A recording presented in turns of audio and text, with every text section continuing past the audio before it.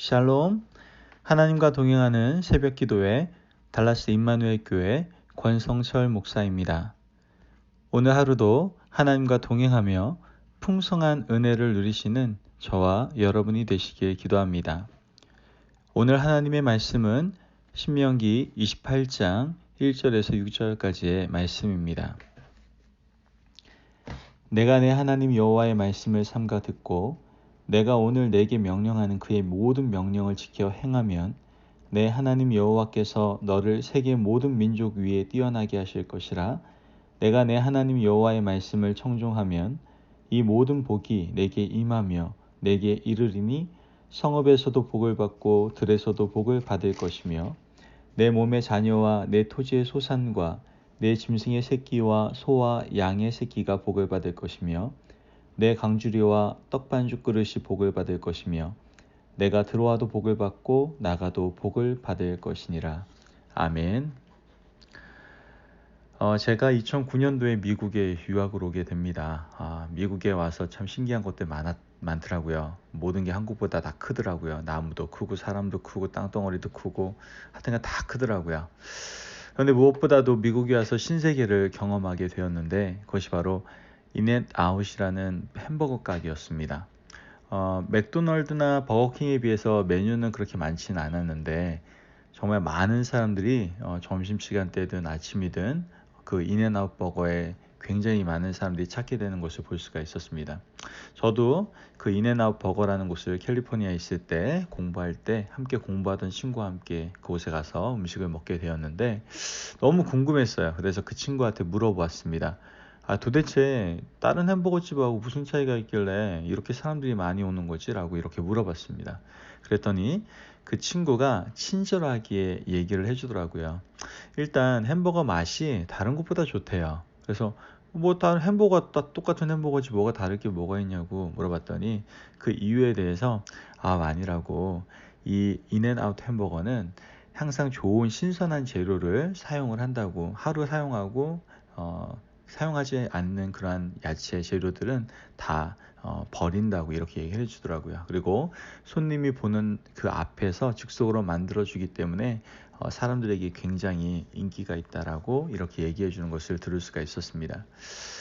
텍사스를 이주하고 난 후 좀 많이 아쉬웠습니다. 그 중에 하나가 인앤아웃 햄버거 너무나 맛있었는데 그거는 캘리포니아 안에서만 판매를 했었거든요. 그런데 기쁜 소식이 왔었죠. 몇 년 전부터 텍사스에도 이 인앤아웃 버거가 들어오게 된 것이죠. 그래서 정말 빨리 달려가서 그 인앤아웃 버거를 먹었던 기억이 납니다. 사실 이 인앤아웃 버거가 맛만 좋은 것은 아닙니다. 제가 음료수를 먹을 때 캘리포니아에서 처음 인앤아웃 버거를 먹을 때 음료수를 시켜서 먹는데 그 음료수 일회용 그 음료수 그 통 아래를 보니까 요한복음 3장 16절이라고 써 있더라고요. 알고 보니 이 인앤아웃이라는 브랜드 이름도 오늘 저와 여러분이 읽은 신명기 28장 6절에 내가 들어와도 복을 받고 나가도 복을 받을 것이다 라는 말씀에 근거해서 회사의 이름을 인앤아웃이라고 지었다라고 하는 것을 알 수 있습니다. 그래서 기분이 좋더라고요. 성경적으로 세워진 회사구나. 그런 생각을 하니까 맛이 두세 배 더 되는 것 같다는 생각도 들었습니다.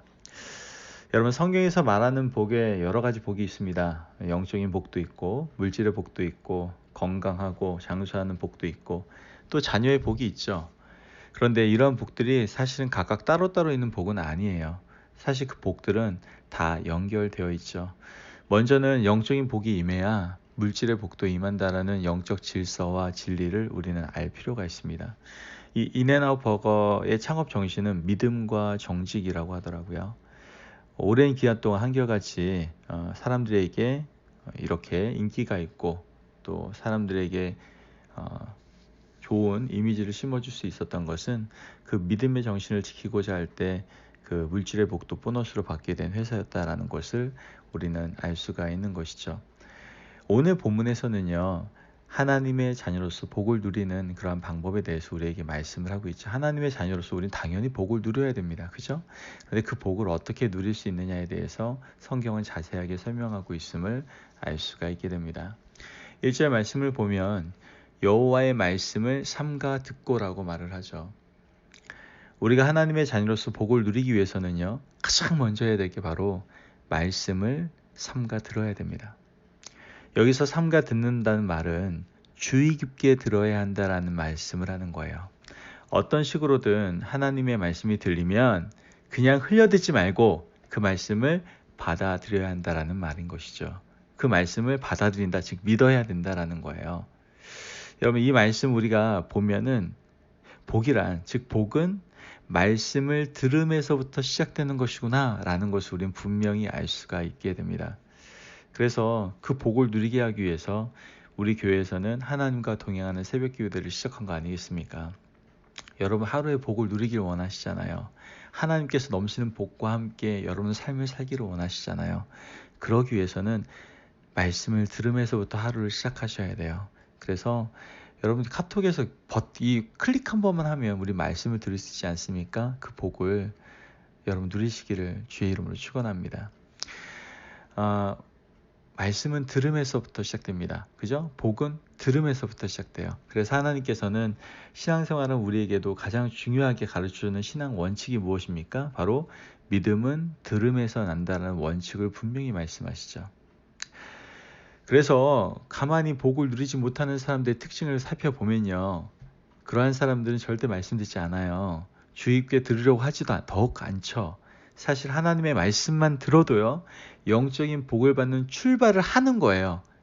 그런데 이것조차도 하지 않는 사람들이 너무나 많아서 여러분들 복을 누리지 못하는 사람들이 이 땅 가운데 너무나 많다라는 것이죠. 여러분, 다시 한번 기억하시기 바랍니다.